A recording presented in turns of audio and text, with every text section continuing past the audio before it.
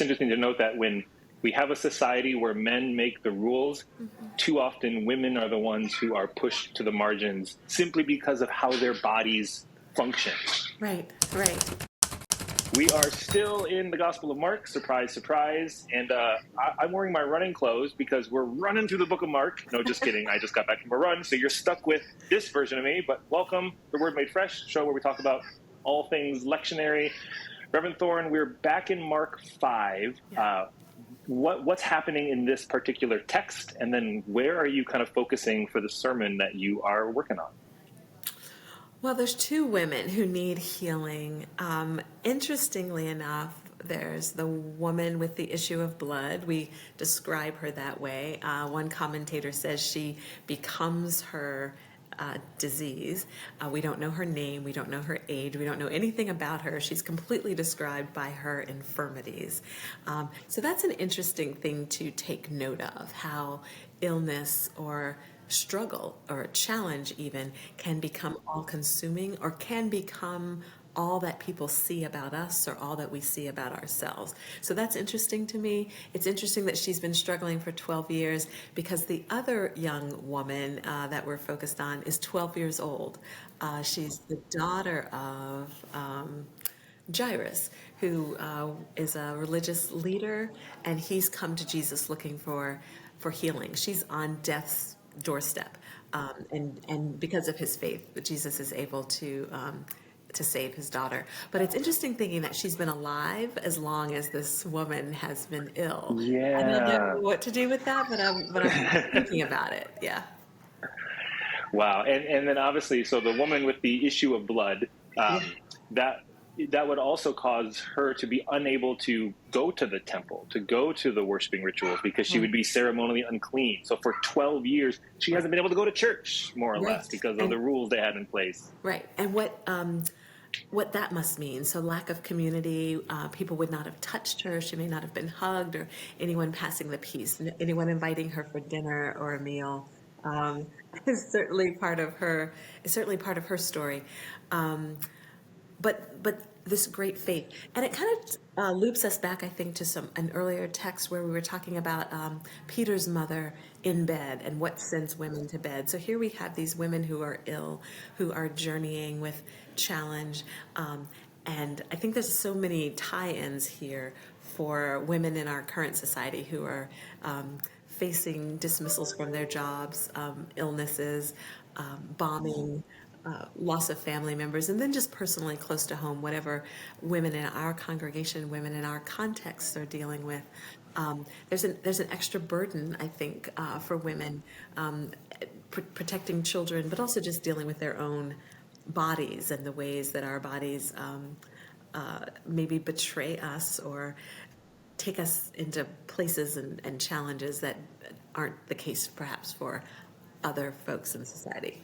And it's just interesting to note that when we have a society where men make the rules, too often women are the ones who are pushed to the margins simply because of how their bodies function.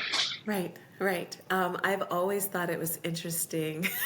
This is going to be a funny one, but that we could come up with like Viagra, for example, and handle male pleasure.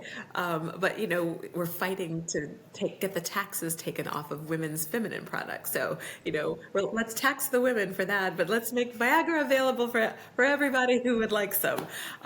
So you're right. I think the folks in power get to focus in the areas that they want to focus, get to see the things on television that they want to see. Just recently I was reading about how the Barbie movie, highest grossing movie in history. The man in the movie gets nominated for an award. Not the director, but the movie gets nominated for best movie. And so someone was saying, so did the movie just direct itself? So just all of these challenges, I think, that women experience being in the bodies that we're in, and perhaps not being in the positions of power that men are in. And sometimes getting into those positions of power and then just being treated completely shabbily and quickly ushered out. So I feel like you are, in so many ways, a perfect fit for this as a woman to preach this sermon that has these stories of women.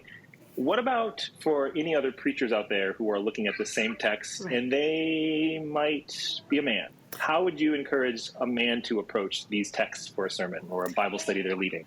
Well, Reverend Jim, I want to actually, I think, shine a light on you. So people may or may not be able to hear your children in the background playing and laughing and being wonderful.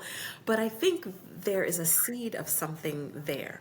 I think, before we started recording, we were talking about what they needed and how kind and gentle and tender you were being with them. Contrast that to the disciples' response to Jesus when he asks about the woman who has touched him. Um, Contrast that with their off dismissive attitudes towards children and towards women. I think that there is something in this text for all people, regardless of gender, about the care that we extend to people who are struggling and challenged and hurting. That's for men, that's for women, that's for children, that's for all humans. How are we showing up when someone is reaching out or trying to navigate a space where they need something? Are we kicking them to the curb, or are we trying to help ease their way? I think that is a lesson for all humans. And I also think even though the embodied people in this text are women, an older woman and a young girl child. I think we can make the universal connection to challenge and struggle, because men are challenged and struggle in their bodies and in their context as well. Um, there was a queer man recently on LinkedIn saying how much he could see his story in the stories of women, Black women in particular, and just the gaslighting and the pet to threat journey. I don't know if you've heard of that thing where people are celebrating the diversity of bringing someone into a space and they're the pet, they're the flavor of the month, but then they quickly become a threat. So this gay man was highlighting that, and so I think there's a universality in this story of struggle and illness and invisibility, lack of community, and the desire to be seen by Jesus and fellow humanity. And if anything, that's a message that men need to. Like, I almost wonder if a man preaching that, other men will hear that. That men need to have those eyes to see that in that. Not that men need to learn to listen to women too, but sometimes the ones who have a whole lot of patriarchy and misogyny blocking their ears need another dude to be like, let me give you a little cleaner there and get that out. Yes. The noise on my end. What do you think, Kai? Hi. He's like, oh no, who is that person? I'm on the internet. Okay, I have one very minute Bible geek detail on this one, just because I think this is interesting. Because why not? This is what I live for. So the woman with the issue of blood, she just touches the tassels of Jesus' robe, and that's and that's what heals her. And and down. And so that, some say, is a reference to Malachi 4 verse 2, where she just touches the tassels, because Malachi 4 verse 2 says that there will be healing in his wings. So some say this is a messianic prophecy, and so it can be attributed to Jesus in that lens. And wings are the tassels of their clothes. That would be another word for those tassels. So there's healing in his wings. So she just reaches out and touches those wings, and she's healed. Maybe I'm stretching on this connection, but I think it's one of those fun, profound connections. It's fun, and it's also incredibly beautiful. I never heard that connection, but I love it.